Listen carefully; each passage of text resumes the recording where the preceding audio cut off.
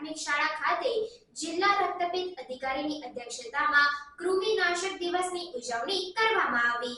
ધાનપુર તાલુકાના વાકોટા ગામ ખાતે તારીખ 15 ફેબ્રુઆરી એટલે કે રાષ્ટ્રીય કૃમિનાશક દિવસની ઉજવણીના ભાગરૂપે પ્રાથમિક શાળા ખાતે કૃમિનાશક દિવસની ઉજવણી કરવામાં આવી હતી।